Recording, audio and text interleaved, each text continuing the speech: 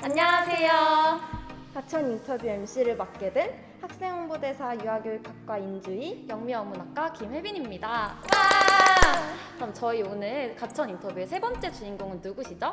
무려 싸이월드, SK텔레콤, 인터파크 등 이름 있는 기업들을 많이 거쳐오시고 현재는 가천대학교 경영학과 교수님으로 재직하고 계신 이승은 교수님을 모셔보았습니다. 와!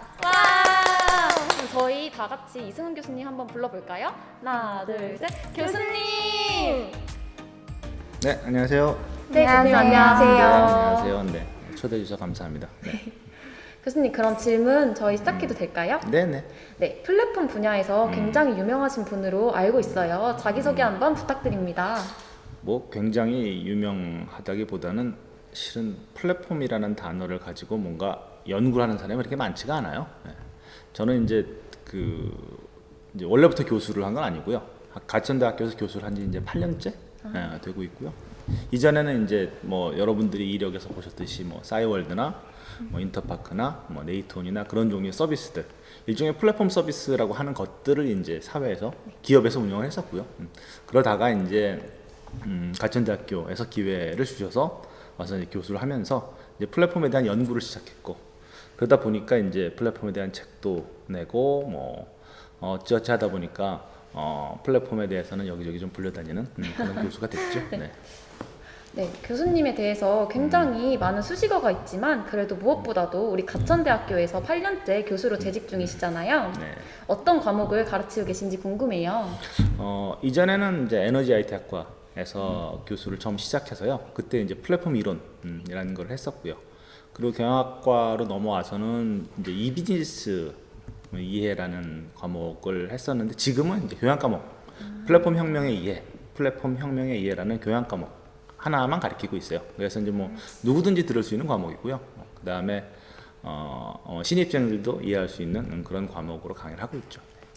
저희가 아직 그 수업을 들어보지 못했는데 네. 혹시 어떤 것을 중점으로 배우는 수업인가요? 글쎄 이제 어찌 보면 그렇게 뭐 제가 쉽다고 얘기를 했지만 그렇게 쉬운 수업은 아니고요. 예를 들어 여러분이 지금 세상이 돌아가고 있는 어떤 흐름에서 뭐 그냥 아주 간단히 얘기하면 한 세 가지 정도 있을 거예요. 재밌는 사건들이. SSG 이제 신세계그룹이 최근에 이베이를 샀죠. 이베이 코리아. 우리나라에서는 G마켓 혹은 이제 옥션을 갖고 있는 걸 샀죠. 무려 4조 원을 주고 샀어요. 그리고 또 그 당근마켓 같은 플랫폼이 최근에 3조 원의 가치를 인정받았어요.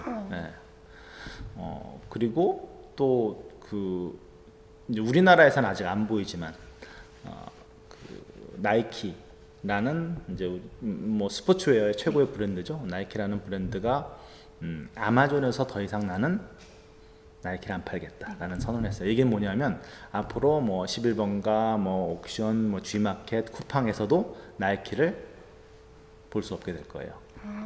이런 종류의 변화들이 다 발생했어요. 근데 이 변화들의 공통점이 뭐냐면 플랫폼이 중간에 다 있다는 거예요. 네.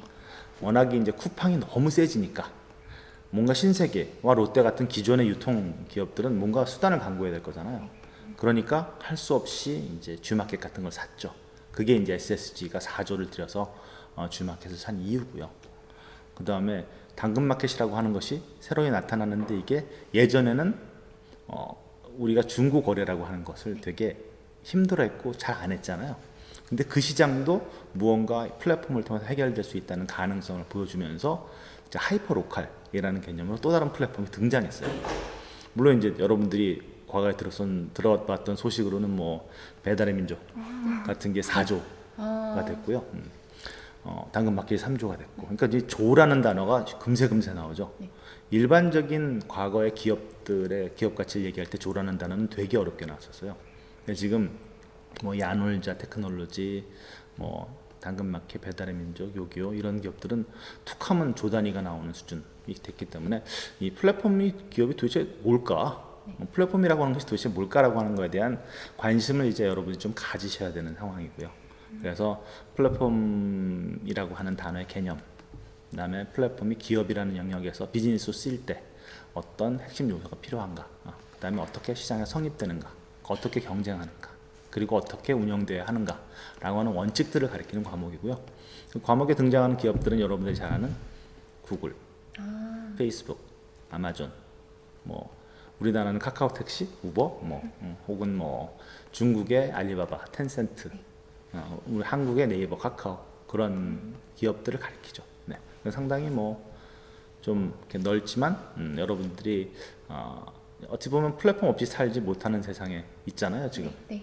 매일 네이버로 검색하고 카카오로 이야기하고 쿠팡에서 물건 사고 배민으로 밥 시켜 먹고 물론 여러분 택시 많이 안 타지만 그런 플랫폼이 어떻게 보면 지배한다라고 얘기하기는 좀 그렇지만 플랫폼 없이 살 수 없는 세상에서 플랫폼이란 단어를 어떻게 이해해야 한다, 즉 플랫폼이 만드는 큰 변화, 혁명에 대한 이해를 가리키는 과목이에요. 네, 교수님 말씀처럼 요즘 세상에서 플랫폼이라는 개념이 상당히 중요해진 것 같아요. 근데 저희와 같은 탁과 학생들은 아무래도 플랫폼이라는 단어를 접할 기회가 많이 없어서 교수님 말씀이 조금 어렵게 느껴지는 경향이 있어요. 혹시 저희와 같은 탁과 학생들을 위해서 플랫폼이라는 개념에 대해서 조금 더 간단하고 쉽게 설명해 주실 수 있나요? 아주 뭐 간단하게만 설명하면 예를 들어 나이키 같은 기업은 신발을 만들어서 고객을 대상으로 팔죠. 그러다 보니까 기업이 이쪽에 있고 소비자가 저쪽에 있어요. 기업은 소비자 머릿속에 내가 만든 신발을 어떻게 인식시킬까? 소비자들이 이 색깔을 좋아할까? 이 디자인을 좋아할까? 그런 고민을 하죠. 이 기존의 경영학이라고 볼 수 있어요. 근데 플랫폼은 나이키와 소비자를 다 나의 대상으로 놔요. 어떻게 보면 이 플랫폼의 운영자가 되는 거죠. 그래서 이 쿠팡에서는 신발을 팔고자 하는 나이키 같은 기업이 있고 또 나이키를 사고자 하는 소비자가 있죠. 네. 양쪽을 모두 대상으로 어떻게 하면 이 거래를 원활하게 만들어 줄까라고 하는 그런 형태의 사업 모델이 플랫폼이에요. 그러니까 과거에 일반적으로 있어 왔던 이렇게 단면 시장, 원웨이 시장이죠. 기업이 소비자를 향하는 시장과는 달리 대부분의 플랫폼 기업들은, 아니 모든 플랫폼 기업들은 이 양쪽의 시장을 다 대상으로 시장 운영자의 역할을 해요. 그렇기 때문에 약간이 아니라 기존의 사업 모델과는 완전히 다른 방식이죠. 그렇다면 이제 플랫폼이란 개념에 대해서 한 문장 혹은 한 단어로 설명하신다면 어떤 식으로 표현하고 싶으신지 궁금합니다. 이제 뭐 제 강의를 이제 수업을 들어보시면 알겠지만 제가 그 수업 시작할 때 끝날 때 늘 얘기하는 게 플랫폼을 이해하는데 가장 중요한 단어는 양면시장이라는 네 단어예요. 양면시장이기 때문에 플랫폼의 기본적인 기존에 갖고 있었던 모든 경영학의 상식들이 다 사라져요. 경쟁 방식도 달라지고 그 다음에 지금처럼 카카오가 최근에 좀 문제가 되고 있죠. 네. 카카오가 막 주워맞고 있어요. 그 이유가 뭐냐면 양면 시장의 조정자로서 택시 기사들과 택시를 타는 사람들 양쪽 모두로부터 지지를 받아서 성립은 잘 됐어요. 그죠? 그러니까 기사님들의 92%가 카카오 택시를 써요. 그리고 거의 1,000만 정도 되는 사람들이 카카오 택시를 써요. 그러니까 양쪽 시장에서 모두 다 카카오 택시의 등장을 환영했죠. 네. 환영했는데 어느 순간부터 뭔가 수수료를 올리려고 하고 그 다음에 기사님들한테 이제 99,000원짜리 새로운 패키지를 팔고 뭐 이런 식의 너무 돈을 추구하는 모습을 보이니까 소비자들도 막 뭐라 그러고 기사님들도 막 집단 행동을 하고 그러니까 저 위에 있는 또 다른 운영자 누구 정부가 이제 뭐랄까 제재를 가하겠다 이제 그런 식의 얘기들이 나오는 거죠. 그러니까 기존의 사업을 운영하는 방식과 각 이제 플랫폼이 사업을 운영하는 방식은 조금 달라요. 그런 관점들을 뭐 이해하는 게 중요하겠죠. 네, 맞습니다. 쉽게 설명을 해주시니까 이제 조금 알 것 같아요. 그래요? 진짜? 안 그래도 들리는 이야기로는 공대생 친구들도 재밌고 쉽게 들을 수 있는 수업으로 인기가 굉장하시다고 들었는데 혹시 수업 비법 같은 게 있으시다면 말씀해 주실 수 있을까요? 뭐 비법이라기보다는 이게 제가 이 플랫폼 수업을 지금 이제 7년째 하고 있는데 한 3년 차 정도 됐을 때 제가 학생들한테 이제 플랫폼 사례들을 다 찾아오라고 시켜요. 3년 차 정도 됐을 때 어떤 학생이 찾아온 사례가 무신사였어요. 네. 그러니까 제 수업은 매년 바뀌어요. 지금 올해는 어찌 보면 지난 수업 때는 카카오 얘기를 많이 했고요. 그다음에 요 지난 수업, 요 전 학기 수업에서는 배달의 민족 얘기를 많이 했어요. 그다음에 다음 수업 때는 또 무슨 얘기를 할지 모르죠. 그러니까 아마 당근마켓 얘기도 많이 하고 오늘의 집 얘기도 많이 할지도 몰라요. 그러니까 플랫폼이라고 하는 세상은 지금 매일매일 바뀌는 시장이에요. 매일매일 바뀌는 시장인데 뭐 그리고 또 여러분들이 매일매일 쓰는 시장이죠. 근데 어찌됐건 간에 나는 플랫폼을 공부하는 사람이다 보니까 다 알고 그러면서 그런 얘기들을 여러분과 하죠. 그러니까 여러분들이 어떻게 보면 지금 사는 세상, 여러분들의 세상에 대해서 이해하는 수업이고요. 그러다 보면 여러분들 뭐 좋아할 수도 있겠죠. 그런 면에서. 학생들이 쉽게 접할 수 있는 소재로 인기가 그쵸, 되게 네. 많으신 것 같아요. 네, 그럼 이제 많나요? 그럼 이제 수업 질문에서 다음 질문으로 넘어가 볼게요. 플랫폼의 미래는 어떨지 교수님의 예측이 궁금해요. 뭐 예측은 플랫폼은 이미 어쩔 수 없이 우리 생활에 삶에 다가왔고요. 전 세계 기업 가치 기준으로 탑 10 기업 안에 플랫폼 기업이 7개나 있어요. 그리고 그 플랫폼 기업으로는 돈도 쏠리고 사람도 쏠리고 그리고 가장 중요한 미래의 자원인 데이터도 쏠리고 있고요. 그러다 보니까 뭐 미래라고 이야기하는 뭐 그 AI, 네. 뭐 양자 컴퓨터, 뭐 여러분들이 많이 듣는 빅데이터, IoT, 뭐 이런 AR, VR 이 모든 일들에 대한 주인공들을 살펴보면 다 그들이에요. 그러다 보니까 본질적으로 플랫폼 기업들이 미래를 이끌어갈 것이다라고 하는 거에 대해서 동의하지 않는 사람은 거의 없어요. 그래서 플랫폼은 그냥 앞으로 우리 삶에 계속 있을 거예요. 있을 거고 또 중심이 될 거예요. 그러다 보니까 공부해야죠. 플랫폼이 뭔지. 열심히 공부하도록 하겠습니다. 네, 교수님 말씀처럼 열심히 플랫폼에 대해서 공부해봐야 될 것 같습니다. 교수님이 싸이월드 전 본부장이셨잖아요. 네네. 네, 최근에 싸이월드가 부활한다고 했을 때 감회가 어떠셨는지 한번 말씀해 주세요.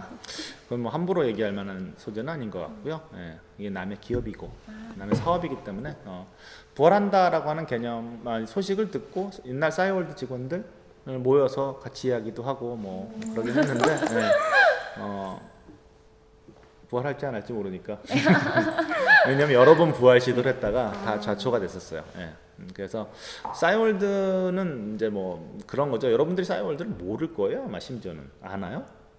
저희 01년생이라서 자세히는 모르겠어요. 네. 저희는 카카오 싸이월드는- 스토리 시대입니다. 네, 그러니까 싸이월드를 제가 하던 2005년, 5년도에 이 열성적인 사용자들은 대부분 다 대학생과 직딩녀들이었고요. 근데 그리고 나서 이제 2006년, 7년 되면서 싸이월드가 유명해지니까 중고등학생들이 많이 들어왔고 심지어는 방학 때는 초딩들이 많이 들어왔어요. 지금 제가 와서 강의를 하고 했을 때 아마 재작년 정도까지는 그래도 그 초딩들이 싸이월드를 기억했었어요. 근데 이 싸이월드는 소셜 네트워크 서비스잖아요. 이제 일종의 사람들의 관계망이에요. 관계망 중심으로 흘러갔을 때 이 관계라고 하는 거는 일종의 호모지니어스한 게 되게 중요해요. 사람들이 비슷한 게 중요하죠. 그러니까 아까 얘기했던 대학생이나 직딩녀들은 서로 할 얘기가 비슷하잖아요. 오늘 뭐 입었니? 부터 시작해서 요새 유행하는 스커트에 대한 얘기를 하든지 뭐 그런 식의 소재가 유사한데 이제 갑자기 초등학생들이 들어오니까 실은 싸이월드는 그런 면에서 관리를 좀 잘못한 요소도 있었고요. 싸이월드는 정확한 의미에서 플랫폼이 아니었어요. 싸이월드는 그냥 싸이월드가 제공하는 일종의 테마파크 혹은 놀이터 뭐 이런 개념이었죠. 그런 관점에서 플랫폼적인 설계를 제대로 못한 뭐 본부장의 잘못일 수도 있고요. 아닙니다. 근데 뭐 그런 이유로 우리 그때 당시 2005 싸이월드 2005라는 모임인데 1년에 한 2번 정도 모이는데 우리 모여서 반성을 하죠. 네. 그 싸이월드도 이제는 저희 시대에는 추억의 이름이 됐잖아요. 네. 근데 현재는 인기 있는 이제 페이스북이나 인스타에 대해서는 어떻게 생각하시는지 궁금해요. 뭐 페이스북은 인스타는 한 회사잖아요. 네네네. 페이스북이 인스타를 샀으니까 둘을 합치면 먼틀리 액티브 유저가 한 30억 명 돼요. 그러니까 한 달에 한 번이라도 접속하는 사람들이 30억 명 되니까 뭐 전 인류가 사용하는 SNS다라고 보면 되고요. 페이스북 내에는 이제 아까 제가 말씀드린 플랫폼적인 설계가 잘 돼 있어요. 즉 수많은 컨텐츠를 제작하는 사람들, 컨텐츠는 뉴스도 있고 뭐 짤방도 있고 뭐 글도 있고 그런 것들을 제작하는 사람들과 그다음에 그걸 보는 사람들을 아주 잘 일종의 엣지랭크라는 알고리즘을 통해서 뉴스피드라는 도구를 통해서 잘 연결시켜주죠. 그러니까 그 안에서 볼 것도 많고 놀 것도 많고 이야기할 것도 많고 이런 형태의 미디어 플랫폼의 설계를 잘 해놨기 때문에 페이스북은 잘 가고 있죠. 물론 이제 세대별로 보면 약간 올드 제너레이션들은 페이스북으로 가고 약간 젊은 친구들은 좀 더 심플한 인스타로 가고 그런 트렌드들을 또 잘 반영했고 지금은 뭐 약간 틱톡의 카피라고 할 수 있지만 릴스 같은 그런 동영상 짧은 동영상 같은 경우는 계속해서 만들어내고 있고요. 뭐 훌륭한 글로벌 레벨의 성공한 플랫폼이다, 미디어 플랫폼이다라고 볼 수 있죠. 그렇다면은 현재 네이버와 카카오가 플랫폼을 독점하고 있는 상황에 대해서는 어떻게 생각하시나요? 플랫폼은요, 뭐 제 강의를 듣는 학생들은 아시겠지만 플랫폼은 독점이 될 수밖에 없어요. 본질적으로 독점이 될 수밖에 없는 특징을 갖고 있어요. 뭐 길게 얘기할 수는 없겠지만 여러분들이 카카오 택시를 써봤나요? 네, 써봤습니다. 써봤죠. 예. 카카오 택시 말고 다른 택시 앱을 안 쓰죠. 네. 안 쓰는 이유가 뭘까요? 카카오 택시가 제일 접근하기 쉽고 빠르고 그런 이유 때문에 쓰게 되는 것 같아요. 접근하고 싶다라는 얘기는 조금 다른 얘기일 거고, 왜냐 앱은 뭐 아, UT도 네. 깔면 쉬우니까, 그죠? 근데 UT를 불러보면 UT에 등록된 택시는 기껏해야 카카오 택시의 10분의 1밖에 안 돼요. 그럼 불렀을 때 어떤 일이 벌어지겠어요? 택시가 늦게 오겠죠. 네네. 혹은 잘 안 오겠죠. 근데 카카오 택시는 92%가 등록돼 있으니까 어떻게 되겠어요? 부르면 잘 오겠죠. 자, 공급자 시장이 우리나라는 택시는 25만 대밖에 없어요. 25만 대밖에 없는데 25만 중에 23만 대가 카카오 택시에 등록돼 있어요. 물론 중복 등록도 가능해요, 공급자가. 공급자가 제한되어 있는 시장에서 한 번 자리를 잡게 되면 실은 경쟁자가 따라오기 되게 힘들어요. 그걸 뭐 교차 네트워크 효과라고 하는데, 기본적으로 플랫폼 시장은 독점으로 갈 수밖에 없는 구조를 갖고 있어요. 양면 시장의 특성 때문에. 그래서 우리는 어쩔 수 없는 독점 플랫폼과 살아야 되는 운명을 갖고 있어요. 운명이라기보다는 뭐 그런 현실이죠. 현실이죠. 그러다 보니까 뭐 우리는 네이버라는 검색 독점을 거의 경험하고 있죠. 물론 다음도 있고 뭐 네이트도 있고 하지만 실질적으로 여러분들이 대부분 다 네이버로 검색을 하죠. 네네. 단지 경쟁자가 있다면 구글이 있겠죠. 근데 이제 구글이 글로벌 검색 독점을 90% 하고 있는데, 우리 어찌 보면 네이버가 한국 시장을 지키고 있다, 이렇게 볼 수도 있어요. 그리고 뭐 미디어 쪽은 우리나라는 아직 이제 페이스북이 다 먹지는 못했지만 역시 카카오가 카카오 스토리나 뭐 이런 식으로 약간 방어를 하고 있죠. 근데 글로벌 시장을 보면 뭐 구글도 독점이고 페이스북도 완벽하게 독점이고 아마존은 미국의 이커머스 시장의 한 50% 정도를 먹고 있어요. 근데 여러분들이 봐서 이제 여러분들 삶에 살아서 알겠지만 이커머스라고 하는 거는 100% 독점이 불가능해요. 그렇죠? 옷은 지그재그가 사야지 쿠팡 가서 사요. 네, 그러니까 다르잖아요. 그래서 거의 50%라고 하는 건 거의 독점에 가까워요. 그런 독점을 갖는 플랫폼들과 실은 살아야 되는 게 어떻게 보면 우리의 어쩔 수 없는 현실인 거고요. 그랬을 때 이제 그 독점 상황에서 운영하는 플랫폼 사업자나 혹은 그걸 사용하는 사용자 혹은 참여자, 플랫폼 참여자들 간의 지속적인 커뮤니케이션이 필요하죠. 그걸 잘못한 게 카카오 택시의 전형적인 예고요. 그걸 잘못했으니까 두들겨 맞잖아요. 맞는데 여러분들 네이버 미워해요? 별로 안 미워하잖아요. 네이버는 어찌 보면 상대적으로 잘하고 있어요. 잘하고 있고, 그래서 네이버가 뭐 규제한다고 했을 때도 덜 떨어지고 그런 이유고요. 네, 교수님 덕분에 되게 지금 유용한 정보들을 많이 얻게 된 것 같아요. 그럼 이제 교수님 책에 대해서 한번 얘기해 볼까요? 네. 교수님이 구독 전쟁이라는 책을 쓰셨다고 들었어요. 네. 구독 전쟁이라는 책. 이거 하나씩 주려고 내가 갖고 왔어요. 아, 정말요? 책 색깔 이쁘죠? 네. 너무 예뻐요. 감사합니다. 책은 선물. 이쁜 게 중요한 게 아니라 읽어야 중요하죠. 약간 인스타 네. 어떻게 알았어요? 로고, 정말요? 네. 맞아요? 우와. 인스타 카피예요. 이렇게 책도 주시니까 여기에 어떤 내용이 담겨져 있는지 너무 궁금한데 설명 부탁드려도 될까요? 그러니까 뭐 이 전작 이게 이제 플랫폼의 생각법이라는 책이 이게 이제 제가 계속 강의를 하고 있는 책이에요. 근데 플랫폼에 대해서 제가 올해만도 강의를 한 40번 정도 기업 강의를 했거든요. 하면 기업들은 플랫폼 얘기를 듣고 플랫폼에 대해서 이야기하고 플랫폼이 만들어내는 미래에 대해서도 동의는 다 해요. 근데 질문이 뭐냐면 그럼 우리는 어떻게 해야 되냐는 게 질문이죠. 근데 그런 질문을 하는 기업들은 대부분 다 플랫폼 기업이 아니에요. 대부분 다 기존 기업들이죠.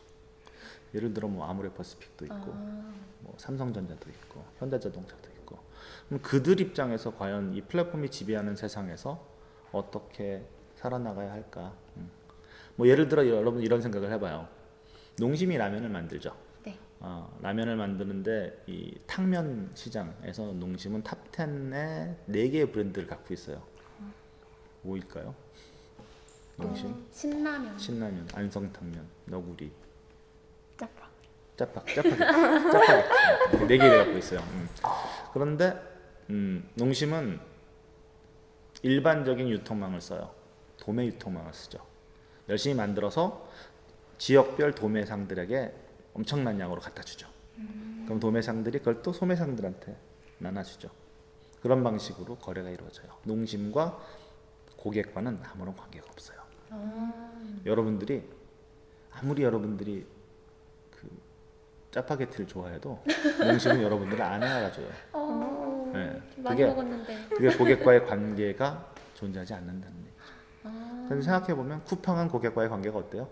좋은 것 같아요. 좋다라고 얘기하는 거는 이제 뭐 그쪽 관계가 맺어져 있다라고 얘기를 하죠. 그죠? 이 사람이 심지어는 좋다라고 하는 거는 그래서 계속 쓴다라고 하면 좋다라고 이야기할 수 있겠죠. 근데 중요한 건 쿠팡은 이 사람에 대해서 속속들이 다 알죠. 이 사람이 짜파게티를 몇 개 샀는지, 이 사람이 안성탕면을 좋아하는지, 삼양라면을 좋아하는지 다 알죠. 그런데 또 하나의 변화가 뭐냐면 쿠팡이 라면 사업에 뛰어들어요. 쿠팡이 이제 곰곰라면 같은 걸 만들어서 팔아요. 그러다 보면 이제 플랫폼이 지배하는 세상에서 과연 농심은 어떻게 해야 될까? 그런 고민들이 있겠죠. 그게 이제 디렉트 컨슈머라는 이제 미국에서는 그런 식의 표현을 써요. 고객과 직접적인 관계를 만들어가는. 고객과 관계를 예전에는 그냥 고객은 내 물건을 사주는 일종의 내 물건을 소비해주는 그런 대상화 시켰었는데 이제는 내가 평생 모셔야 되는 고객. 그래서 서비스화라는 개념도 많이 쓰고요. 그래서 구독을 한다는 개념은 실은 여러분들 그런 생각하잖아요. 안마의자를 사는 게 아니라 이제 렌트하죠. 맞아요. 네. 근데 그 얘기는 뭐냐면 돈을 나눠낸다는 파이낸스의 개념도 있지만 실은 뭐 정수기 같이 내가 달달이 돈을 3만 원씩 내지만 또 한 달에 한 번씩 와서 필터도 갈아주고 그러니까 고객과의 관계가 계속 이어지죠. 정수기를 한번 팔고 바이 하면 관계가 없잖아요. 근데 36개월 계속 서로 왔다 갔다 하면 관계가 생기잖아요. 그럼 정수기를 팔러 갔다가 비데를 팔기도 하고 뭐 여러 가지 연결되는 거. 그런 면에서 보면 구독이라고 하는 단어를 그런 형태로 약간의 확대시켜놓은 개념이 이제 구독 전쟁이에요. 구독이란 개념을 그냥 단순하게 물건만 정기적으로 사는 이제 예를 들어 여러분들이 많이 아는 OTT 구독, 넷플릭스, 멜론, 뭐 밀리에서제 이런 형태의 디지털 컨텐츠 구독 한정되는 게 아니라 고객과의 관계를 다시 만드는. 현대자동차는 과연 어떻게 고객 관계를 다시 정립할까? 어떻게 다시 만날까? 아모레퍼시픽은 어떻게 하면 내가 내 제품을 쓰고 있는 고객과의 관계를 연결시켜서 그들과 계속적인 만남을 만들고 그들을 우리 상품을 사랑하는 고객으로 만들까? 라고 하는 그런 개념의 방법론을 써는 책이죠. 어찌 보면 플랫폼 얘기를 하다가 보니까 플랫폼 얘기는 좋긴 한데 플랫폼 때문에 이제는 사라질 것 같은 기업들한테 플랫폼 전문가가 얘기해주는 생존법 그런 책이에요. 네. 역시 학생들이 관심이 많은 소재를 다룬 책이어서 많이 교수님을 존경하는 이유가 있는 것 같아요. 누가 존경하는지 잘 모르겠어요. 저희가 학생들이 존경하고 있습니다. 그래, 책을 주니까 좀. 그럼 마지막으로 플랫폼 비즈니스에 관심이 있는 학생들이 성공하려면 혹은 이 분야가 아니더라도 앞으로를 준비하는 우리 가천대학교 학생들을 위해서 한마디 부탁드릴게요. 뭐 저는 실은 청년 창업을 그렇게 지지하는 교수는 아니에요. 여러분들이 너무 일찌감치 창업을 하다 보면 너무 고통스럽고 힘들고 어느 정도 경험을 쌓고 나면 여러분들이 창업을 할 수 있는 기회도 생기고 여러분들한테 그런 기회들이 계속 오겠죠. 왔을 때 두 가지예요. 자기가 플랫폼 창업을 하겠다라고 하는 사람들도 있긴 한데 되게 어려워요. 플랫폼은 워낙에 큰 그림이니까. 그런데 플랫폼을 잘 이용하는 것은 여러분들이 뭔가 비즈니스 하는데 되게 중요해요. 스마트 스토어를 이용하거나 네이버 혹은 페이스북에 광고를 쓰거나 혹은 구글에 애드를 쓰거나 뭐 이제 플랫폼 기업들이 현재 어떤 방식으로 사업을 하고 있고 그들을 잘 활용하는 것이 무엇이다 라고 하는 것을 이해하는 건 되게 중요하죠. 그런 관점에서 플랫폼에 대한 공부는 매우 중요하고요. 매우 중요하고 여러분들이 뭐 창업을 안 하시고 혹은 직장 생활을 하시더라도 저는 학생들한테 그런 얘기를 가르치죠. 여러분들이 직장에 들어가는 순간 인스타로 광고할 줄 아는 건 여러분밖에 없다. 왜냐하면 고인물들은 아무것도 몰라요.